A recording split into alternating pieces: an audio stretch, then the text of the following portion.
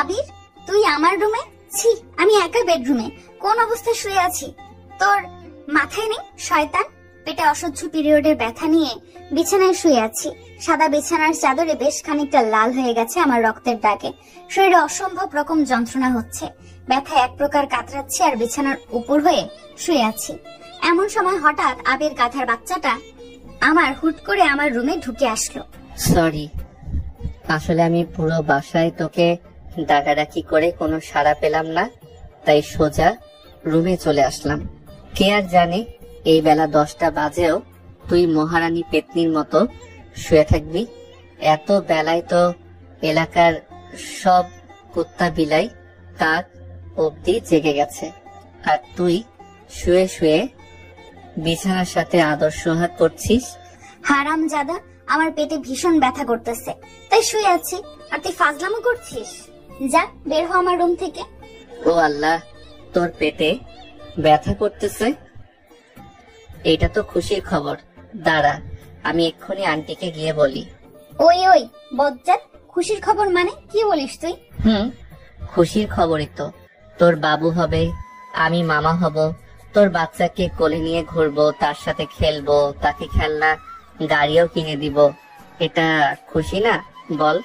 আবিরের কথা শুনে তানহা রাগে তার দাঁত কড়বড় করতেছে, আর চোখ দুটো বড় বড় করে আবিরের দিকে এক বিরাট রাগী দৃষ্টি নিয়ে চেয়ে আছে।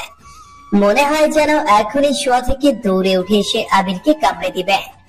ওই শালা গাধারূপী খালাতো ভাই, আমার কি বিয়ে হয়েছে নাকি যে বাবু হবে আর তুই মামা? বিয়ে না হলে বুঝি বাবু হয় না? উল্টো পাল্টা কথা বলে আমার মাথা গরম করিস না। বল কি জন্য আসছিস? না মানে আজকে এত বেলা হয়ে যাচ্ছিল আর তুই বাসায় আসছিলি না, তাই কলেজ যাবি কিনা ডাকতে আসছিলাম। আমি আজকে কলেজে যাব না, তাই তোরও যাওয়ার দরকার নেই। যা, বাসায় যা। কিন্তু তোর পেট ব্যথার কি হবে? কিভাবে সারবে এমনি শুয়ে থাকলে? গতকাল তো জেদ ধরে আমার পুরো 500 টাকার খাবার অর্ডার করে একা একা সব সাবার করে দিলি, তারই মনে হয় নজর লেগে গেছে। আল্লাহ ঠিক হয়েছে এই পেতনির সাথে। এতদিন জানতাম তুই কিপটে, এখন তো দেখছি ফকির। সামান্য 500 টাকা খাইয়েছিস বলে আবার মনে করিয়ে দিচ্ছিস। ইচ্ছে করে খাওয়াইনি, আমাকে ডাকাতি করে খেয়েছিস তুই। ওই একই হলো। আর হ্যাঁ, আমার কারো নজর লাগে না, উল্টো নজর লাগাতে পারি আমি, বুঝেছিস? হ্যাঁ, এই জন্য তো এই অবস্থা। তারপর এই বলে আমি যেই তানহার কাছে এগিয়ে গিয়ে ওর বেডে ওর পাশে বসতে যাব, তখনই তানহা বলল, ওই ওই এখানে বসা যাবে না। কেন? বসলে কি হয়েছে? সাথে কি আর বলি, গাধারূপী খালাতো ভাই, কিচ্ছু বুঝিস না তুই। যা, বের হ এখন আমার রুম থেকে, না হলে উষ্টা দিয়ে তোকে এখন রুম থেকে বের করে দিব। বুঝি বুঝি, আমি সব বুঝি। তাই আর কি বুঝবি? ওই যে ওইটা। কোনটা? ওইটা ওইটা। কুত্তা বিলাই হনুমান দাঁড়া, তুই তোকে না মারলে তুই রুম থেকে বের হবি না। এই বলে ও হাতের কাছে বালিশ চিরুনি যা পাচ্ছে সব আমার দিকে ছুঁড়ে মারতেছে। আর এখন এখানে থাকলে আমার কপালে সত্যি সত্যি দুঃখ আছে, তাই তানহার দিকে তাকিয়ে জিভ বের করে মুখ ভেঙচি কেটে আমি ওর রুম থেকে বের হয়ে নিচে আসতেছি। এতক্ষণ কি হলো নিশ্চয়ই কিছু বুঝতে পারছেন না। চলুন আপনাদেরকে এবার ওদের পরিচয় দিয়ে নেই। গল্পের মেইন ক্যারেক্টার দুজনার ভাই বোন, মানে হচ্ছে ওরা একে অপরের খালাতো ভাই বোন। গল্পের মেইন ফিমেল ক্যারেক্টারের নাম হচ্ছে তানহা। তানহা এতদিন তার আব্বু আম্মুর সঙ্গে শহরে ছিল। 2 মাস হলেও তার আব্বুর হঠাৎ ট্রান্সফার এই এলাকায় হয়েছে। ও হ্যাঁ, আপনাদের তো বলা হয়নি, তানহার আব্বু পুলিশে জব করে আর ওর আম্মু গৃহিণী।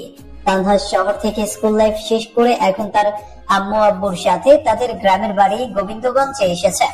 আর আবিরকে তো আপনারা সবাই চেনেন, ও এখন স্কুল লাইফ শেষ করে সবেমাত্র কলেজে পড়তে হয়েছে। তানহারা চলে আসলে আবিরের আব্বু কলেজের প্রিন্সিপালকে বলে আবিরের কলেজেই তানহার অ্যাডমিশন করিয়ে দেয়। তানহা এখানে নতুন, তাই আবিরকে না চাইতেও তানহাকে সাথে নিয়ে ঘুরতে হয়, একসাথে কলেজে যেতে হয় আবার আসতে হয়।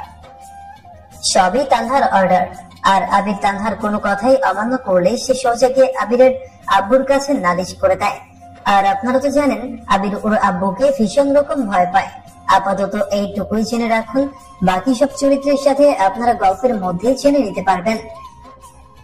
আবির তানহার রুম থেকে বেরিয়ে সোজা নিচে তাদের ড্রয়িং রুমে এসে টিভি চালিয়ে দেয় আর নাস্তা করতে বসে। আবির তার আম্মুকে ডাকতে থাকে। ওদিকে কিচেন থেকে বের হতেই আবিরের আম্মু দেখে আবির খাবার টেবিলে বসে আছে। কি রে, তুই একা একা কেন? তানহা কোথায়? ও কি ঘুম থেকে উঠতে পারেনি? যা তো, ওকে ডেকে নিয়ে আয়। আহারে, কত বেলা হয়ে গেছে, মেয়েটা এখনো না খেয়ে আছে। ওনাকেই তো ডাকতে ওনার রুমে গিয়েছিলাম।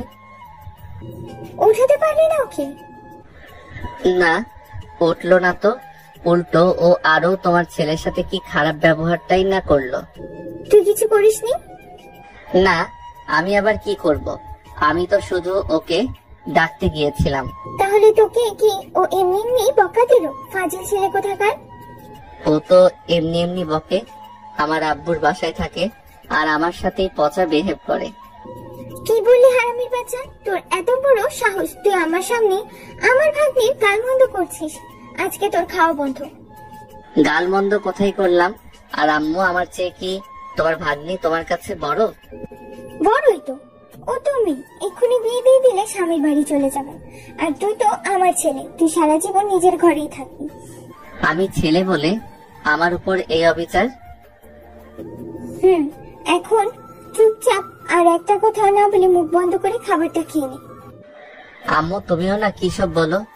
মুখ বন্ধ করে আমি খাবো কিভাবে? সরি আম্মু, দেখি কি রান্না করেছো দাও। তারপর আবিরের আম্মু আবিরকে খাইয়ে দেয়।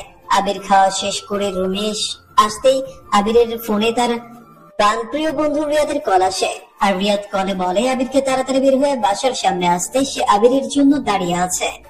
এই বলে ফোন কেটে দিতেই আবির তাড়াহুড়ো করে কলেজ ড্রেস হাতে খড়ি, চুল স্টাইল আর গায়ে নতুন পারফিউম লাগিয়ে ব্যাগ কাঁধে নিয়ে রুম থেকে দৌড়ে বের হয়ে বাসার বাইরে আসে। এসে দেখে রিয়াদ দাঁড়ানো। কিরে মামা, আসিস? আজকে তো শানের পো মানে তানহাকে দেখছি না যে, তোকে কি একে বের করে দিল? তানহা প্রেগনেন্ট, তাই তো যাবে না। চলো আজকে কলেজে গিয়ে ভরপুর চিল করব। বলিস কি? তানহা আপু প্রেগনেন্ট?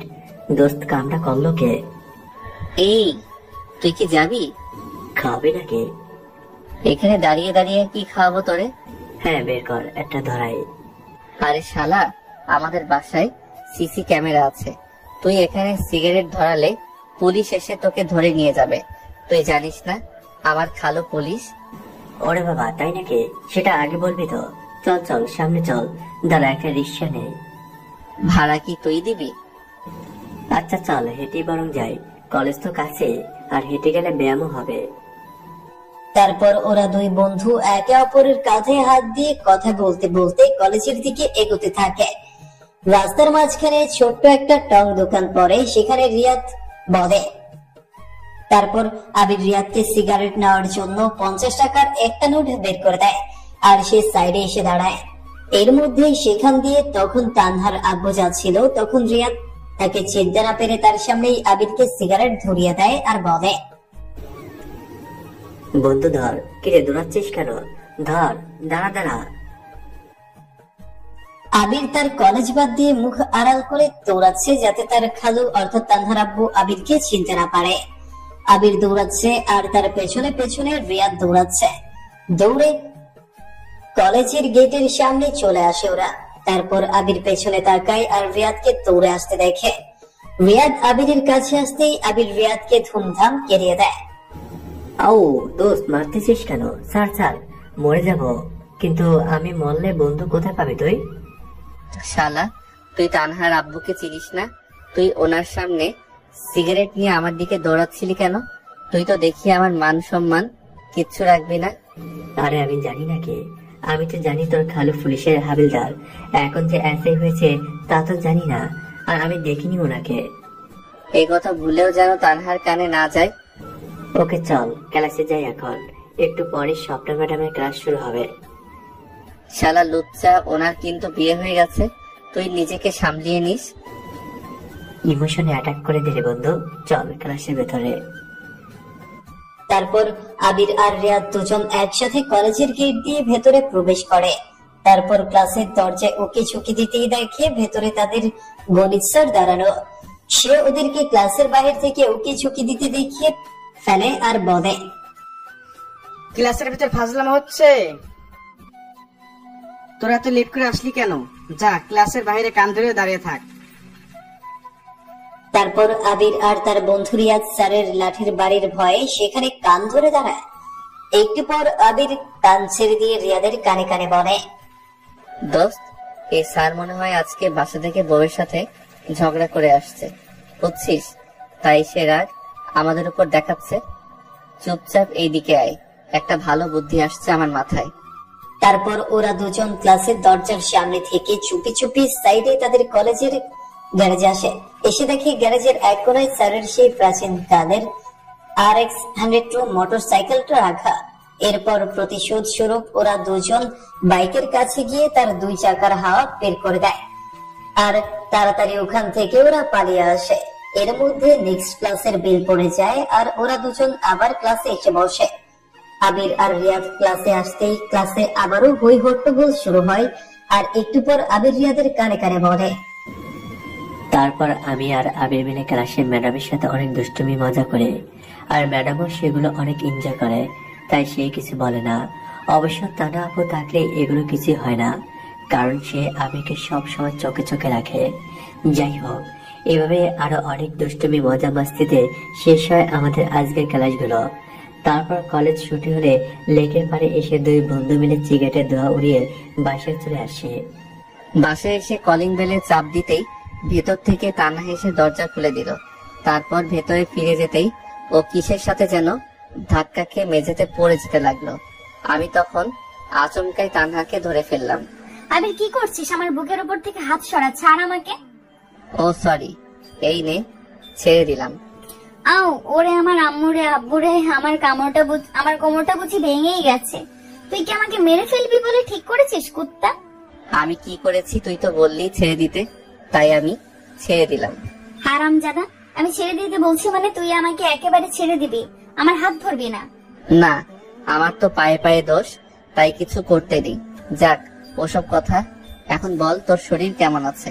ঠিক হয়ে গেছে না? ন্যাকা হচ্ছে ন্যাকা। আমাকে মেঝেতে ফেলে দিয়ে এখন দরদ দেখাচ্ছিস? যা ভাগ চোখের সামনে থেকে, না হলে উষ্টা খাবি এখন। আচ্ছা, তুই সবসময় এমন ঝালমরিচের মতো বিহেভিয়ার করিস কেন বলতো? দজ্জাল একটা। কি আমি দরজাল? আমি মরিচ? দাঁড়া, আজকে তোর হচ্ছে। বলেই আমি আবিরের গলা চেপে ধরলাম। আও, কি করছিস তানহা? ছাড়, আমার দম আটকে যাচ্ছে। যাক, সেই জন্যই তো ধরেছি। আর ওইসব উল্টাপাল্টা বলে রাগাবি আমাকে? এর মধ্যেই আম্মু এসে পড়ে আর আমাদের দুজনকে এভাবে দেখে বলে, এই তোরা আবার শুরু হয়ে গেছিস? তানহা, আবির, কি হচ্ছে এসব? খালামরে দেখো, তোমার ছেলে আমাকে মেঝেতে ল্যাং মেরে ফেলে দিয়েছে। আমার কোমরের শিশু হাড়গুলো মনে হয় ভেঙেই গেছে। আম্মু, বিশ্বাস করো আমি। চুপ, আর একটা কথাও বলবি না, আমি বুঝে গেছি। আচ্ছা, তোর কি কোনো কাণ্ড জ্ঞান নেই? মেয়েটা এমনি অসুস্থ, আবার তার উপরে তুই ওর সাথে দুষ্টুমি করছিস। আজকে তোর আব্বু আগে বাসায় আসুক, তারপর বলবো তোকে হোস্টেলে ভর্তি করে দিতে। আম্মু, তুমি সবসময় কেন তানহার সাইড নিয়ে কথা বলো? তুমি কি ওর আম্মু নাকি আমার ড্যাড? ভালো লাগে না। এই বলে আমি কাঁধে থাকা ব্যাগটাকে সোফার উপর ছুঁড়ে মেরে রাগে ফুঁসতে ফুঁসতে রুমে চলে আসলাম। আমার পেছন পেছন তানহা আসলো। আমি তখন রুমে তোয়ালে পড়া অবস্থায় প্যান্ট চেঞ্জ করছিলাম। তানহা সোজা রুমের ভেতর চলে আসছে। কি বাবু, কেমন দিলাম তোমাকে? কে তোর বাবু? আর দেখছিস না আমি প্যান্ট চেঞ্জ করছি? অনুমতি না নিয়ে এভাবে রুমে চলে আসার মানে কি? কি বললি তুই? তোর রুমে ঢুকতে আবার অনুমতি নিতে হবে? নিতে হবে। এখন লুচুর মতো চেয়ে না থেকে যাও দয়া করে। কেন, তুই কি লজ্জা পাচ্ছিস? আরে সমস্যা নেই, আমি চোখ বন্ধ করছি। নে, তুই চেঞ্জ কর। তানহা, এবার কিন্তু খুব খারাপ হয়ে যাবে। আমি কিন্তু তোর গায়ে তেলাপোকা ছেড়ে দিব, যা বলছি। এখন যাচ্ছি, কিন্তু একটু পর আমি আবার আসবো। বাই হাদারাম। কি বললি রে তুই? কিছু না। আবির, তোর হাঁটুর উপরের তিলটা না অনেক সুন্দর, ওইটা ঢেকে রাখিস, নয়তো অসুবিধা হয়ে যাবে। এই বলে তানহা আবিরের মুখের উপর বাহির থেকে দরজা আটকে দিয়ে চলে যায়। তারপর আবির চেঞ্জ করে ওয়াশরুম থেকে ফ্রেশ হয়ে নিচে ড্রয়িং রুমে এসে বসে খাওয়া দাওয়া সেরে নেওয়ার জন্য। আবির খাবার টেবিলে এসে বসতে আবিরের আম্মু আবিরের জন্য খাবার নিয়ে আসে। খাবারের মধ্যে ছিল আবিরের পছন্দের মুরগ পোলাও, সাথে চিংড়ি মাছ, ডিম সহ আরো অনেক কিছু। আবির তাড়াতাড়ি করে হাত ধুয়ে খাওয়া শুরু করে দেয়। এর মধ্যেই হঠাৎ তানহা এসে আবিরের প্লেট থেকে বড় এক পিস চিকেন সো মেরে তুলে নেয় আর নিচে খেতে থাকে। উফ, সেই মজা হয়েছে কিন্তু খাবারটা। এটা কোন ধরনের অসভ্যতা শুনি? এভাবে বিড়ালের মতো ছো মেরে আমার প্লেট থেকে খাবার কেড়ে নেওয়ার মানে কি? আবির, তুই ওকে বকছিস কেন? তোর প্লেটে আরো আছে তো। মেয়েটা সকাল থেকে তোর জন্যই কিছু খায়নি, জানিস? কেন? আমি কি ওকে বারণ করেছি নাকি? বাসায় আসার পর আমি কখনো কি একা খেয়েছি তোকে ছাড়া? হইছে, এখন খেতে বসতে পারিস। খাবো তোর প্লেটের খাবারগুলো আমাকে দিলে। আমার প্লেটের খাবার কেন? এগুলো তো এটো করেছে আমি। তুই আলাদা প্লেটে নিয়ে নিজে খেয়ে নে। না, তাহলে খাবো না। আর কারো এটো খাবার খেলে নাকি ভালোবাসা বাড়ে? তোর সাথে আমার ভালোবাসার একটা ব্যাপার আছে না? ও মা, তাই নাকি? তাহলে নাও। তারপর তানহা আমার প্লেট থেকে খাবার খেতে থাকে। খাওয়া শেষ হলে আমি প্রথমে উঠে রুমে চলে আসি। রুমে এসে বিছানায় গাটা এলিয়ে দিতেই ঘড়িতে চোখ ফেলে দেখি বিকেল 5টা বাজে। এখন আর বাসায় ভালো লাগছে না, তাই রিয়াদকে কল করে ডেকে নিলাম। তারপর দুই বন্ধু মিলে লেকের পাড়ে বসে আড্ডা দিলাম। একটু পর ফোনের রিংটা বেজে উঠল। ফোনের দিকে তাকিয়ে দেখি তানহার ফোন। আমাকে না বলে কোথায় গেছিস তুই? জাহান্নামে। বড়দের কথা শুনিস না? জাহান্নামেই তো যাবি তুই। তা তোর আশেপাশে কেউ নেই?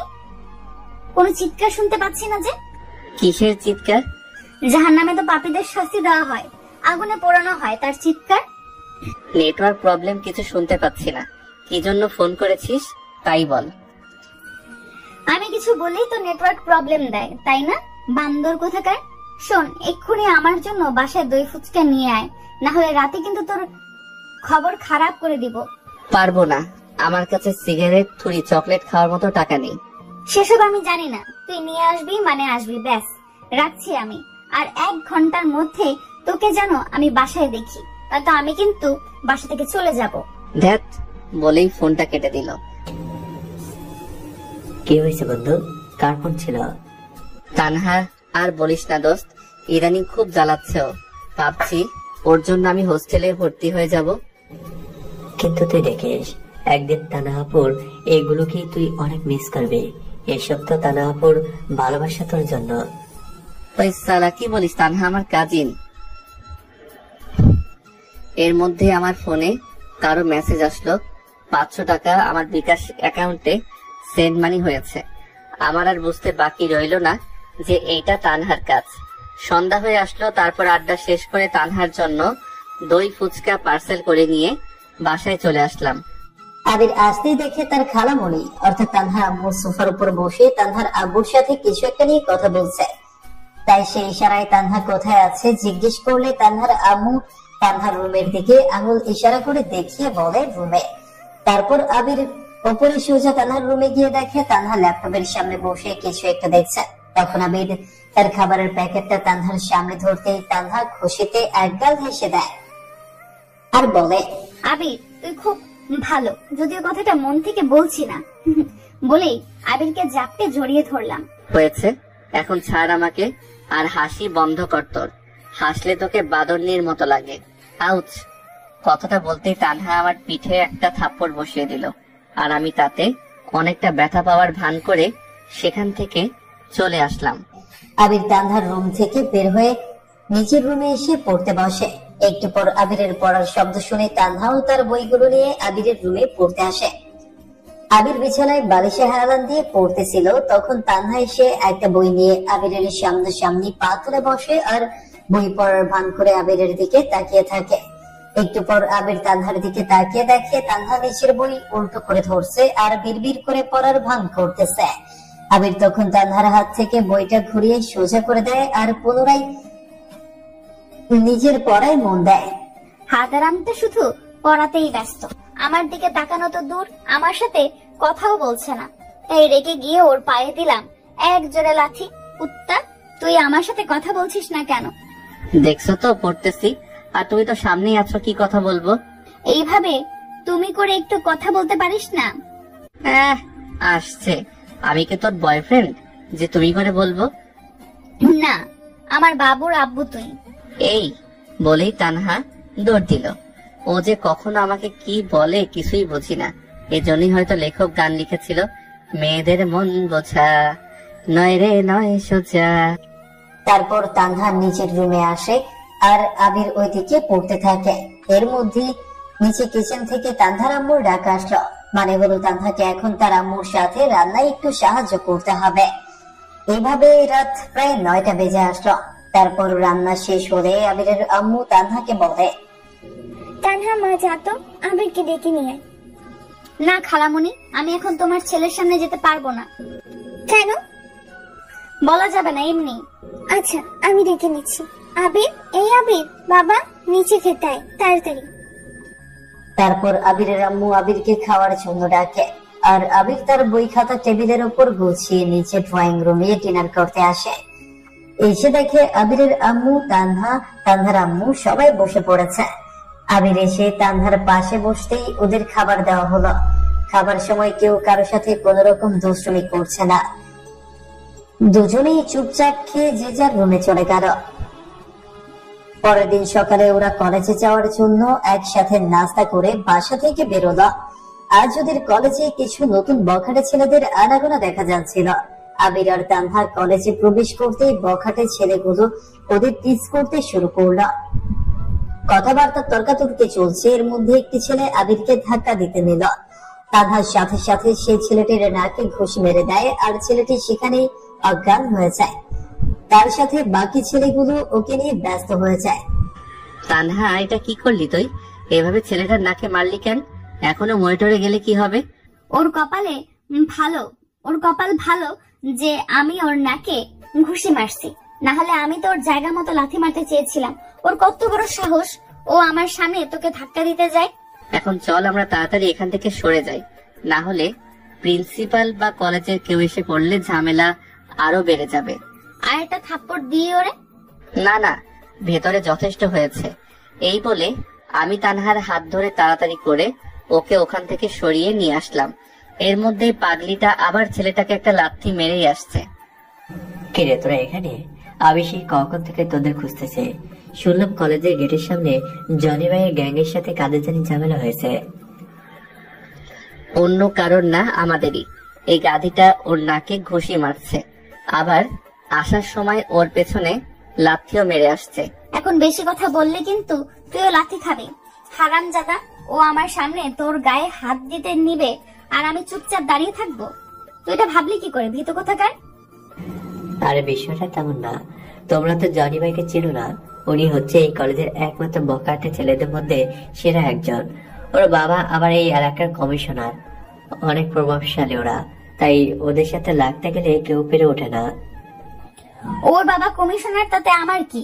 আমার আব্বু তো পুলিশের এসআই। আমি কি কাউকে ভয় পাই নাকি? বাদ দে ওসব, চল। চল দোস্ত, আমার কথা আছে তোর সাথে।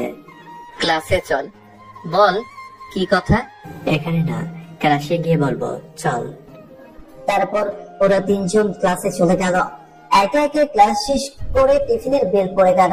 তাই সবাই লাঞ্চের জন্য ক্যান্টিনে গেল। তানহা বাহিরে ওর বান্ধবীদের সাথে কথা বলতেছে। ক্লাসে আবির আর রিয়াদ বসে নোট লিখছে।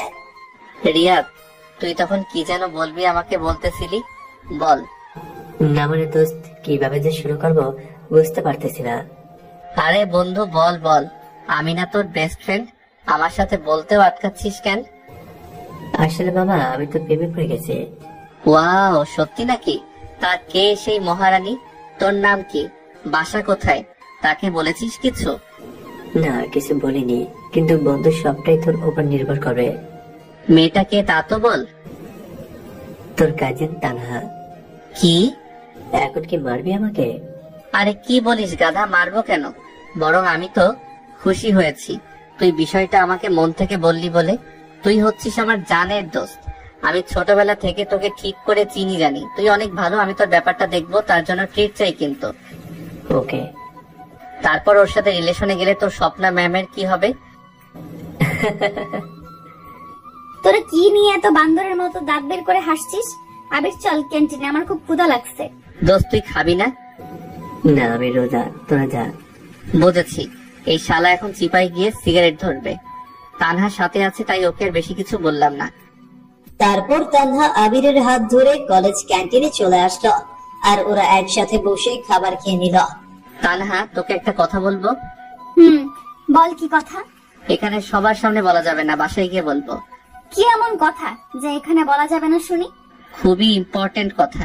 ঠিক আছে, তাহলে সেটা একটু তাড়াতাড়ি বলিস। জানিস তো আমার আবার ধৈর্য কম। তারপর ওদের খাওয়া শেষ হতেই কলেজে ক্লাসে বেল পড়ে যায় আর ওরা আবারও ক্লাসে প্রবেশ করে। টিফিন পিরিয়ড শেষে আবারও সময় মতো কলেজে ক্লাস শুরু হয়েছে। ক্লাসে বসে রিয়াদ তানহার দিকে তাকিয়ে মুচকি মুচকি হাসতে থাকে, কিন্তু এতে তানহা কিছুই বুঝতে পারে না, বরং সে এটাকে ইগনোর করে। এভাবেই বাকি সব ক্লাস শেষে ওদের কলেজ ছুটি হয়ে যায় আর ওরা বাসায় ফিরে আসে।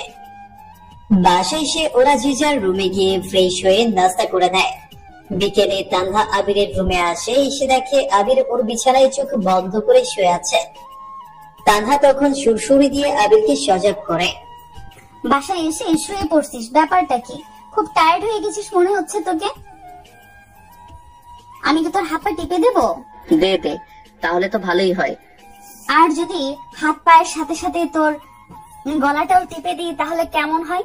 ওরে বাপরে, তাহলে দরকার নেই, থাক। কি জন্য এসেছিস বল। ছাদে আয় বলছি। এখানে বলা যায় না। ছাদে আসতে বলছি তোকে। ঠিক আছে, যাচ্ছি, চল। তারপর তানহার পেছন পেছন ছাদে চলে আসলাম। ছাদে এসে তানহা বলল, কলেজে আমাকে কি যেন ইম্পর্টেন্ট কথা বলবে বলছিলি, এখন বল। ও হ্যাঁ, আজকে তোর বন্ধু রিয়াদ আমার দিকে তাকিয়ে অমন ভাদাইম্মার মতো হাসতেছিল কেন? তাহলে আসল কথাটা তোকে বলি, শোন। রিয়াদ তো তোকে। তারপর আমি তানহাকে সব খুলে বললাম। সবটা শুনে তানহা, আপনারা কি ভেবেছেন তানহা রেগে যাবে? তাহলে আপনারা ঠিকই ভাবছেন। আমার কথা শুনে তানহা রাগে ওর চোখ মুখ লাল করে ফেলছে, ভ্রু দুটোকে যেন আরো কপালে তুলে ফেলছে। তানহা দেখতে সাদা পরীর মতো, তাই সবাই ওর প্রেমে পড়ে যায়, শুধু আমি ছাড়া। আর ওর ফর্সা মুখটা যখনই লাল বর্ণ ধারণ করে তখনই আমি বুঝে যাই যে ও রেগে গেছে। তানহা সবটা শুনে জোরে কষিয়ে আমার গালে একটা থাপ্পড় মারলো, আর আমি দুই হাতে হাত দিয়ে বোকার মতো তানহার দিকে তাকিয়ে থাকলাম। এগুলো নতুন কিছু না, তানহা এর আগেও আমাকে মেরেছে। তাহলে এটাই তোর সেই ইম্পর্টেন্ট কথা? না মানে হ্যাঁ। অন্যের হয়ে দালালি করতে আসছিস? আর তোর সাহস হলে কিভাবে আমাকে এগুলো বলার? দাঁড়া, আজকে তোরে মেরেই ফেলবো। এই বলে তানহা আমাকে কিল ঘুষি লাথি যা আছে সব মারতেছে। তারপর ওর রাগ একটু কমে গেলে আমাকে আরো কিছুক্ষণ শাসিয়ে রাগে ফুঁসতে ফুঁসতে হন করে ছাদ থেকে নেমে চলে গেল। এতক্ষণে আমি যেন হাঁপ ছেড়ে বাঁচলাম বন্ধুর প্রেমের চক্করে। আজ খুব জোর বেঁচে গেলাম। তারপর আবিরও ছাদ থেকে নেমে আবার তার রুমে চলে আসলো। রাতে আবিরের আম্মু আবিরকে ডিনার করার জন্য ডাকলে আবিরের কোনো সাড়া পায় না। ওইদিকে তানহাও রাগ করে আবিরের সামনে যায় না। বেশ কয়েকবার ডাকার পরেও আবির সাড়া না দিলে এবার আবিরের আম্মু আবিরের রুমে আবিরকে ডাকতে গিয়ে দেখে আবির কম্বল মুড়ি দিয়ে বিছানায় শুয়ে আছে। তারপর উনি আবিরের শরীরে হাত দিয়ে দেখে আবিরের শরীর জ্বরে পড়ে যাচ্ছে। তখন উনি আবিরের মাথায় জলপট্টি দিয়ে ওকে ওষুধ খাইয়ে রুম থেকে বের হয়ে আসে। তারপর খালামণি আমাকে এসে বলে আবিরের শরীরে নাকি ভীষণ জ্বর, তাই ও আসতে পারছে না। কথাটা শুনে আমি দৌড়ে আবিরের রুমে যাই। গিয়ে ওর শরীরে হাত দিয়ে দেখি সত্যি সত্যি ওর শরীর জ্বরে পুড়ে যাচ্ছে। ওই কুত্তা, উঠ, কি হয়েছে তোর? কথা বলবি না আমার সাথে? তখন রাগের মাথায় তোকে অনেক মেরেছি, তাই তোর এই অবস্থা। তুই আমাকে মাফ করে দিস। তানহার কান্নার শব্দে চোখ খুলে তাকালাম। কি হয়েছে, কান্না করছিস কেন? কথা বলতে তানহা আমাকে কম্বলের উপর দিয়ে জড়িয়ে ধরে আরো জোরে কান্না করে দিল। সরি রে, আমি আসলে তখন বুঝতে পারিনি, তাই রাগের মাথায় তোকে এইভাবে মেরেছিলাম। তোর খুব বেশি লেগেছে তাই না? আসলে আমি ওভাবে মারতে চাইনি তোকে। হয়েছে, কান্না থামা। আমার কিছু হয়নি, এমনি জ্বর আসছে, আম্মু ওষুধ খাইয়ে দিয়ে গেছে, সকালের মধ্যে ঠিক হয়ে যাব। সত্যি তো? তুই দাঁড়া, আমি এক্ষুনি আসছি। এই বলে তানহা দৌড় দিল রুমে, আর একটু পর একটা বালিশ নিয়ে আবার আমার রুমে আসলো। তানহা, তুই বালিশ নিয়ে খেলছিস কেন? খেলছি না, এই বালিশে ঘুমাবো আমি, তাই নিয়ে এসেছি। কোথায় ঘুমাবি রে? কেন, তোর সাথে? শর্ট জায়গা দে। কোথায় ঘুমাবি? পাগল হয়ে গেছিস তুই? তুই একটা অবিবাহিত মেয়ে আর আমি একটা অবিবাহিত ছেলে, আমরা একসাথে কিভাবে ঘুমাবো? চোখ বন্ধ করো, ঘুমাবো। চোখ বন্ধ করে কেন? চোখ বন্ধ করে ঘুমাবো। আমি আম্মুকে বলে আসছি আজকে তোর সাথেই থাকবো বলে রুমের লাইট অফ করে ডিম লাইট জ্বালিয়ে দিলাম আর ফ্যান অন করে দিলাম। কি করছিস? আমার ঠান্ডা লাগছে ফকিন্নি, অফ কর। আমি ফ্যান না চালিয়ে ঘুমাতে পারি না। তোর ঠান্ডা লাগবে না, নে, আমি তোকে জড়িয়ে ধরছি। তুই কি সারা রাত আমাকে এভাবে চাপতে ধরে থাকবি, নিজে ঘুমাবি না? না, তুই নিশ্চিন্তে ঘুমা, আমি আছি। ঠিক আছে। এই বলে আমি ঘুমিয়ে যাই। সকালে উঠে দেখি তানহা আমার কম্বলের ভেতর এসে আমার বুকের সাথে আমাকে লেপ্টে জড়িয়ে ধরে ঘুমাচ্ছে। আমি তো পুরাই শক। ছি ছি, আমি আবার ঘুমের ঘরে ওর জোরপূর্বক কিছু করিনি তো? তানহা, এই তানহা। আমার ডাকে তানহা চোখ খুলে আবার ঘুমিয়ে পড়লো। তারপর আমি আবার ওকে জাগিয়ে তুললাম। তানহা, তুই আমার কম্বলের ভেতর কেন? রাতে ঠান্ডায় আমার শরীরে কাঁপুনি দিচ্ছিল, তাই তোর গরম শরীরের সাথে তোকে জড়িয়ে ধরে একটু ঘুমিয়েছিলাম। তোর কি একটু কমেছে? তানহা, কিন্তু তুই কি আমার সাথে কিছু করছিস? কেন, তোর কি কিছু হয়ে গেছে? তুই হাসছিস কেন রে? কিছু নেই, এমনি। আচ্ছা, আমি উঠি, নিচে গিয়ে তোর জন্য নাস্তা নিয়ে আসি। এই বলে তানহা আবিরের পাশ থেকে উঠে চোখ ডলতে ডলতে রুম থেকে বের হয়ে গেল। তানহা ওয়াশরুমে এসে ফ্রেশ হয়ে নিচে এসে দেখে আবিরের আম্মু সবার জন্য পরোটা আর নাস্তা রেডি করেছে। খালামণি, তুমি সকাল সকাল আবার এগুলো কেন করতে গেছো? আমাকে বললেই তো পারতে। সরো, তোমার আর কিচ্ছু করতে হবে না। তাতে কি হয়েছে মা, তোদের জন্যই তো সব করছি। তো তোর ঘুম হয়েছে ঠিক মতো? আবির কি উঠেছে? দেখি তো এলাম, উঠেছে। তারপর তানহা তার খালামণিকে নাস্তা বানাতে হেল্প করে আর নাস্তা রেডি হলে বাকি সবাইকে ঘুম থেকে ডেকে তোলে। এখন সময় সকাল 8টা। সবাই যে যার মতো খাবার টেবিলে বসে নাস্তা করছে। আবির, তানহা, আবিরের আম্মু সহ সবাই। আবির, এখন কেমন আছিস বাবা? ভালো আম্মু। তানহা মা, তুই এখন অন্তত কিছু খেয়ে নে। কাল রাতে থেকে কিছু খাসনি তুই। এভাবে থাকলে তো শরীর খারাপ করবে তোর। যার বলার কথা সে তো কিছু বলছে না। আবির, তুই তানহা মাকে কিছু বলছিস না কেন? ওকে আমার জন্য না খেয়ে আছে। তুই বুঝিস না হাদারাম কার জন্য। দেখছো আম্মু ও আবার কেমন করছে আমার? আরে ও তোকে রাগাচ্ছে। কিন্তু আমি রাখবো না। তারপর আবির তানহাকে একটা প্লেট দেয় পাশে বসে খাবার খাওয়ার জন্য। আর তানহা তখন আবিরের পাশের চেয়ারটায় বসে আবিরের সাথে ব্রেকফাস্ট করতে থাকে আর টেবিলের নিচে পা দিয়ে একে অপরের সাথে খোঁচাখুচি করতে থাকে। তোদের কি খাবার সময় দুষ্টুমি না করলে হয় না? আমি কিছু করি নাকি? ওই তো সবসময় বেশি বেশি করে। ওই কি বললি? ব্যাস এভাবেই ঝগড়া খুনসুটির মধ্য দিয়ে ওরা খাওয়া শেষ করে। তারপর যে যার রুমে চলে আসে। আবির এখনো পুরোপুরি সুস্থ হয়নি, তাই আবিরের আম্মু আজ আবিরকে কলেজে যেতে বারণ করে দিয়েছে। ওদিকে আবির এখনো কলেজে না পৌঁছলে রিয়াদ আবিরকে কল করে। হ্যালো বন্ধু, কোথায় তুই? কলেজ আসবি না? বন্ধু, আমি তো অসুস্থ। তোর ক্রাশ নামের বাস তো কালকে আমাকে মেরে অসুস্থ করে দিছে। কি বলিস? তারপর আমি রিয়াদকে সব ঘটনা খুলে বললাম আর সবটা শুনেও বলল, বন্ধু মাফ কর, আমি ওই গুন্ডিকে সামলাতে পারবো না। আমার গার্ড হয়েছে ওর সাথে প্রেম করতে চাওয়া। তুই ছাড়া অন্য কেউ ওকে এভাবে সহ্য করবে না, মিলিয়ে নিস তুই। তুই কি কলেজে গিয়েছিস? হ্যাঁ আসছিলাম, কিন্তু এখন চলে যাচ্ছে। তোকে ছাড়া কি কোনোদিন একা ক্লাস করেছি আমি? তারপর ওরা দুই বন্ধু ফোনে কথা বলতে থাকে। আর একটু পর আবিরের আম্মু হীরামণি আবিরের রুমে আসে। আবির শোন। কিছু বলবে আম্মু? তোর হ্যাপি খালামণি ফোন করেছিল কাল। হঠাৎ নাকি ওনার একমাত্র মেয়ের বিয়ে। এখন আমাদের তো হঠাৎ যাওয়ার কোনো প্রস্তুতি নেই। আর কাল তোর বাবার অফিসে একটা কাজে আমাদেরকে ঢাকায় যেতে হবে, তুই তো জানিসই। আচ্ছা আম্মু, হ্যাপি খালামণির মেয়ে তো অনেক ছোট, এখনই কেন বিয়ে দিচ্ছে? কে বলছে ছোট? রিলেশন করে বিয়ে করতেছে ওর চাচাতো ভাইয়ের সাথে। যাই হোক, আমরা তো আর সেখানে যেতে পারবো না, তাই তোর আবু বললো তানহার তোকে কাল ওখানে যেতে। কি অসম্ভব! ও বাসায় সবার সামনে আমার সাথে যা নয় তা করে, আর ওখানে বিয়ে বাড়িতে একা আমাকে পেলে তো পাগল বানিয়ে দেবে।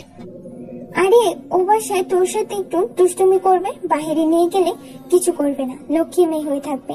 এখন তুই যদি ওর সাথে না যাস তাহলে তোর আব্বুকে কল দিয়ে বলতে হবে। না না, আব্বুকে কল দিয়ে বলতে হবে না, আমি যাবো। শুধু ওই পেতনিকে বলো ওখানে গিয়ে আমাকে একটু সম্মান করতে।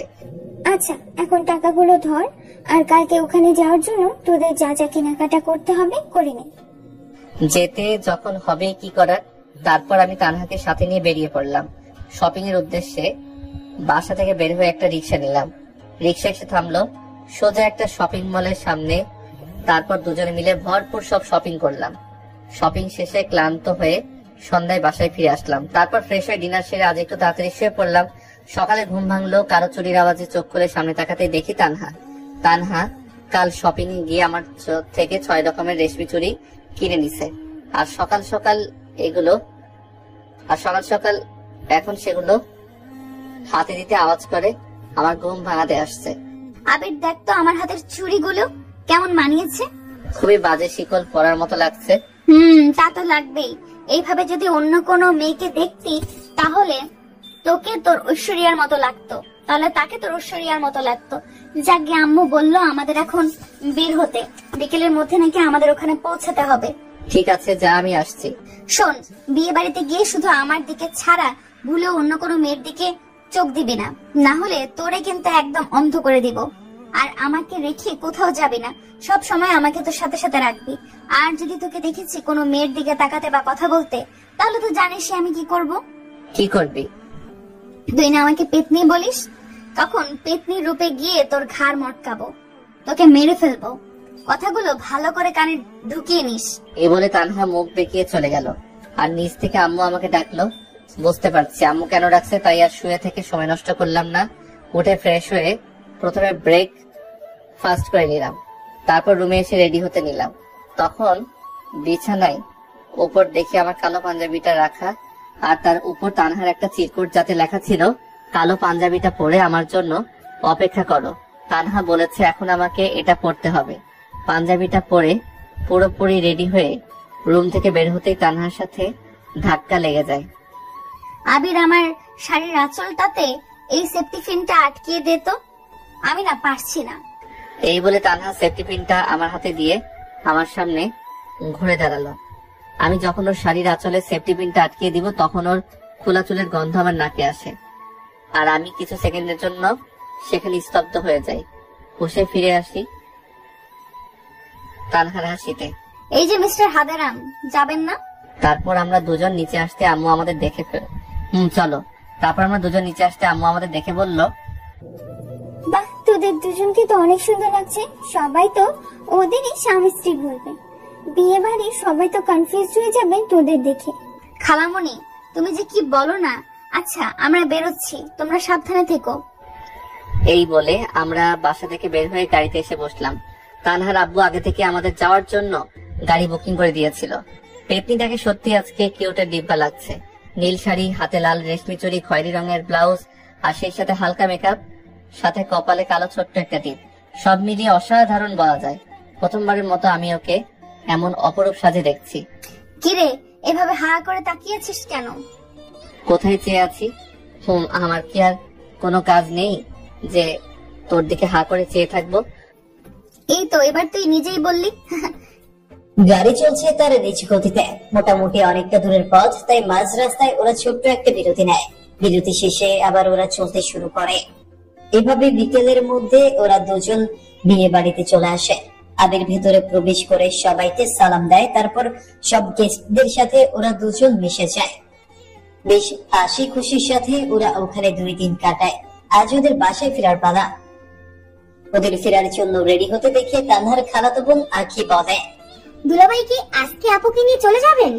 তখন তানহা মাথা নেড়ে হ্যাঁ বলল। তারপর আখি চলে গেল। তানহা আখি আমাকে দুলাভাই কেন বললো? কারণ তানহার বর তুই বলেই আবিরের গালে চিমটি কাটলাম। কি বলিস? এগুলো খারাপ কথা। বাসায় গিয়ে নেই আগে, তারপর আম্মুকে আমি সব বলে দিব। ঠিক আছে বলিস, কোনো সমস্যা নেই। তখন আম্মু আব্বু ইমিডিয়েটলি তোর সাথে আমার শাদী ঠিক করবে। চোখের সামনে একজনের বিয়ে দেখে তোরও খুব বিয়ের শখ জেগেছে, তাই না? এর মধ্যে ওরা দুজন রেডি হয়ে নিল। তারপর সবার কাছ থেকে বিদায় নিয়ে ওরা দুজন সন্ধ্যার মধ্যেই বাসায় ফিরে আসলো। কিরে ওখানে কি কেমন মজা হলো? তানহা সব বলবে তোমাদের। আমি খুব টায়ার্ড, যাই গোসল করে ফ্রেশ হয়ে নেই। এই বলে আবির তার রুমে চলে গেল। তারপর গা গোসল শেষ করে আবির ডিনার করে নিল। রাতে সবাই ঘুমিয়ে গেলে তানহা আবিরের রুমে আসলো। আবির সোনা, সাইডের চাপ, আমি তোর সাথে ঘুমাবো। তুই আজকেও আবার মধ্যরাতে বালিশ নিয়ে আমার রুমে এসে পাগলামি করছিস? আর তুই এগুলো কি পড়ছিস? এটাকে নাইট ড্রেস বলে, সুন্দর না? এটা তো আমারই রুম, আমি তোর সাথে ঘুমালে সমস্যা কি? ভালো করে তাকিয়ে দেখ গাধি, এটা আমার রুম। যা তোর তাই তো আমার, যা তোর তাই তো আমার। এই আইন কে চালু করছে? মিসেস তানহা যে এখন তোর সামনে দাঁড়িয়ে আছে। তানহা বাড়াবাড়ি হয়ে যাচ্ছে। কিন্তু দাঁড়া, আমি আম্মুকে বলতেছি। আম্মু আম্মু আম্মু, তানহাকে কি বিয়ে দিবা না তোমরা? এই মাঝরাতে আবার কার বিয়ে? শখ জেগেছে আবির? মেয়েদের মাঝরাতে বিয়ে সব জাগে। আম্মু তুমি এসে নিয়ে যাও তানহাকে। আমাকে ঘুমাতে দে, বিরক্ত করিস না তো। তোদের ঝামেলা, তোরা যা ইচ্ছা কর। কি হলো, বলেছিলাম না কোনো কাজ হবে না? তোর সাথে থাকলে কেউ আমাকে কিছু বলবে না। কেন বলবে না? কারণ আমি তোকে লাভ করি। বলো কি, কবে থেকে? অনেক আগে থেকে, যখন ঢাকায় তোকে প্রথমবার দেখেছিলাম তখন থেকে অনেক ভালোবাসি তোকে, নিজের জীবনের চাইতেও বেশি। অনেকবার বোঝানোর চেষ্টা করেছি তোকে, কিন্তু তুই হাদারাম আনরোম্যান্টিক একটা, কিছুই বুঝিস না। না, এগুলো হয় না, তুমি আমার বোন হস। খালাতো বোন, আর বিয়ে করলে তোর বউ। অসম্ভব। আমি অসম্ভবকে সম্ভব করতে জানি, এটা তুই ভালো করেই জানিস। তুই কি আমাকে ভালোবাসিস না? বাসি, কিন্তু বোনের চোখে ভালোবাসি। থাকতে পারবি আমাকে ছাড়া? সারাক্ষণ ঝগড়া করলেও তো আমরা একে অপরের থেকে কখনো আলাদা হই না। আমি পারবো। আমি রাগাবি না, আমাকে বলে দিলাম। আমি তোকে মন থেকে অনেক ভালোবাসি, আর আমি সারা জীবন তোর সাথে থাকার জন্য যা নয় তাই কিন্তু করতে পারি তোকে পেতে। কি করবি? তোর আব্বু পুলিশে ভয় দেখাবি আমাকে, নাকি মেরে লাশ ফেলবি? যা ইচ্ছে কর, তবু আমি তোর মতো গুন্ডিকে বিয়ে করব না। না, তোকে মেরে ফেলবো তো আমি নিজের ভালোবাসা হারাবো। আমি তোর সাথে একটু খুনসুটি করে বলি, এইভাবে বলছিস ঠিক আছে। এখন থেকে আমি আর তোর সাথে কিচ্ছু করব না। তুই যা বলবি আমি সব শুনবো, তুই যেভাবে বলবি আমি সেভাবেই চলবো। শুধু তুই বল একবার, আমাকে ভালোবাসিস? না। ছোটবেলা থেকে আমি একটা কথা শুনেছি, যা তুমি নিজে থেকে পাবে না তা জোর করে আদায় করে নাও। এবার তুই দেখ আমি কি করি। উফ, ইস, আবির প্লিজ আমাকে ছেড়ে দে। এই বলে তানহা ওর গলাটাকেই মাইক বানিয়ে জোরে জোরে চিৎকার করতে থাকে, আর নিজের জামা কাপড় একটু একটু করে ছিঁড়তে থাকে। তবে কিনা এই ছিল পেত্তিটার মনে মনে। তানহার চিৎকারে বাসার সবাই দৌড়ে আবিরের রুমে আসে। এসে দেখে তানহা অর্ধ উলঙ্গ অবস্থায় আবিরের পাশে বসে কান্না করছে।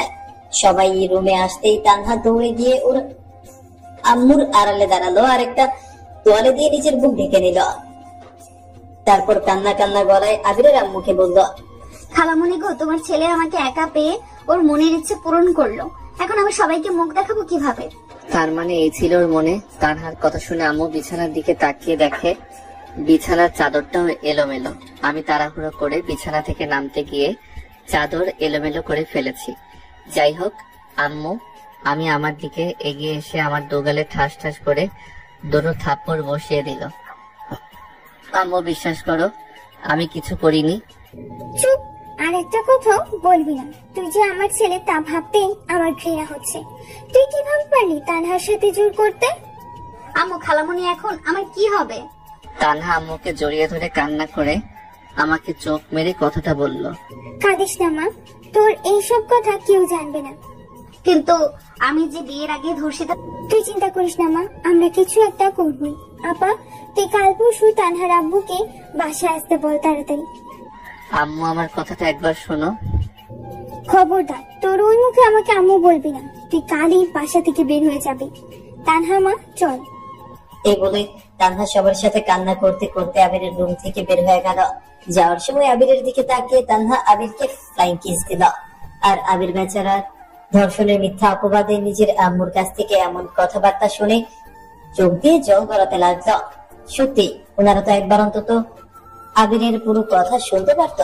যাই হোক, দুঃখ ভরা মন নিয়ে কান্না করতে করতে ঘুমিয়ে যায় আবির। এভাবে আজ দুদিন পর রুম থেকে বের হচ্ছি। এই 2 দিন কারোর সাথে তেমন কোনো কথা হয়নি, শুধু 4 দেওয়ালের মধ্যে বন্দি ভাবে কেটেছে 2 দিন। রুম থেকে ব্রাশ হাতে নিয়ে বাথরুমের দিকে এগোচ্ছে, এমন সময় কারো বমি করার শব্দ কানে আসছে। তাকিয়ে দেখি তানহাকে বমি করতে দেখে সবাই রাগে চোখ বড় বড় করে আমার দিকে তাকিয়ে আছে। না, আমি কিছু করিনি। তানহা সব অভিনয় করছে। চুপ, তোকে কিছু বলতে বলেছি আমরা? এখন তুই যা করেছিস তার শাস্তি স্বরূপ তোর তানহাকে বিয়ে করতে হবে। আজকে তানহার আপু 3 দিনের ছুটি নিয়ে বাসায় আসবে, কালকেই তোদের বিয়ে। আমি কারো কোনো কথা শুনতে রাজি নেই, আর বিয়ের আগে তোদের দুজনের বাসার বাহিরে বেরোনো নিষেধ। আপা, তুই কি বলিস? তারপর তানহার আম্মু আবিরের আম্মুর কথায় হ্যাঁ সম্মতি জানায়। সবার এমন সিদ্ধান্ত শুনে আমি বড় একটা ঢোক গিললাম। তারপর বিরক্ত হয়ে সেখান থেকে রুমে চলে আসলাম। একটু পর তানহা খাবার নিয়ে আমার রুমে আসলো। এসে খাবারের প্লেটটা টেবিলের উপর রেখে নাচতে শুরু করে দিল। আমি গিয়ে ওর গলা চেপে ধরলাম। আবির, ছাড় আমায়, আমার দম বন্ধ হয়ে আসতেছি। কিন্তু এখন আমি মরে গেলে তোকে কিন্তু জেলের ভাত খেতে হবে, মনে রাখিস। আমার আব্বু কিন্তু পুলিশের এসআই, তোকে ধরে নিয়ে জেলে ঢুকিয়ে দেবে। তুই কিভাবে এরকম নাটকটা করলি বলতো? ছি, এটা ছাড়া আমার আর কোনো উপায় ছিল না তোকে নিজের করে পাওয়ার। সরি স্বামীজি। তোর শরীর গুষ্টি কেলাই, দাঁড়া তোকে দেখাচ্ছি আমি। বলে আমি টেবিলের উপরে থাকা ফুলদানিটা তানহার পেটের দিকে ছুঁয়ে মারলাম, আর আমি ইয়াহু বলে খুশিতে জোরে একটা চিৎকার করলাম। বাচ্চা নষ্ট করে দিছি। কোনো বাচ্চা নষ্ট হয়নি, এইটা ছোট একটা বালিশ ছিল। এই দেখ, এইটা দিয়ে প্রেগনেন্ট হওয়ার নাটক করেছি। সত্যি তুই যা আমার সামনে থেকে, না হলে আমি সত্যি সত্যি মার্ডার করে ফেলবো তোকে। তারপর তানহা আবারও গিয়ে খুশিতে গুলুমুলু হয়ে রুম থেকে হেঁটে খেলতে দুলতে বের হয়ে যায়। আবির যে বাসা থেকে পালানোর জন্য কোনো প্ল্যানিং করবে সেটারও কোনো উপায় নেই, কারণ আবিরের ফোনটা আগেই কেড়ে নেওয়া হয়েছে। কাল বিয়ে, তাই যা যা আত্মীয় স্বজন আসার সবাই বিকেলের মধ্যেই এসে যায়। সেই সাথে তানহার আব্বু পরদিন সকাল থেকে শুরু হয়ে যায় বিয়ের ধুম। তারপর দুপুরে কাজী সাহেবকে আসতে বলা হয়। তারপর কাজী সাহেব চলে আসলে আম্মু আমার রুমে এসে আমাকে একটা পাঞ্জাবি দিয়ে যায় পরার জন্য, আর আমাকে তাড়াতাড়ি তানহার নিচে আসতে বলে, ওখানেই বিয়ে হবে। তারপর আবির পাঞ্জাবি পাজামা পরে নিচে আসে, যেখানে সবাই আগে থেকেই উপস্থিত। আবিরকে সোফায় বসানো হয়, তারপর তানহাকে নিয়ে আসা হয় আর ওকে আবিরের পাশাপাশি বসানো হয়। তারপর যথারীতি 3 কবুলের মধ্যে দিয়ে ওদের বিয়ে সম্পূর্ণ হয়। সবশেষে খাওয়া দাওয়ার অনুষ্ঠান শেষ হলে ওদেরকে বাসর ঘরে নিয়ে যাওয়া হয়। বাসর ঘরে ঢুকতেই তানহা আমার পা ছুঁয়ে সালাম করলো আর আমার হাত জড়িয়ে ধরে কান্না করে। ওর কাজের জন্য ক্ষমা চাইলো। আমাকে মাফ করে দে আবির, আমি সত্যি তোকে অনেক লাভ করি, তাই তোকে আপন করে নিতে এছাড়া আমার আর কোনো পথ ছিল না। তাই বলে তুই আমার উপর মিথ্যা ধর দিবি সবাইকে? তুই তো মরে গেলেও চিতা হয়ে থাকবি চিরকাল। সরি আমার জান পাখিটা।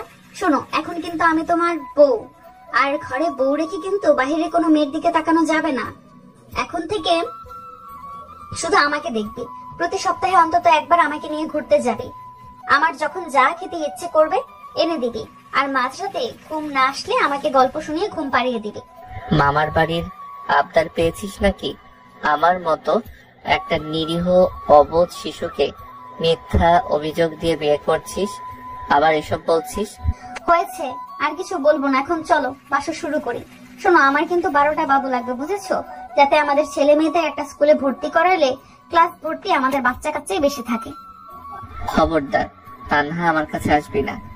আমি কিন্তু ব্যাস, কে আর শুনে কার কথা? ও বিয়ের আগে আমার উপর যত অত্যাচার করেছে, আর এখন তো পুরোপুরি অধিকার পেয়ে গেছে। এই সুযোগ কি আরো হাতছাড়া করে? আমি না চাইতো আমার মুখ চেপে ধরে আমার উপর ঝাঁপিয়ে পড়লো। আর বাকিটা না হয় না বলাই থাক। আজ এখানেই শেষ।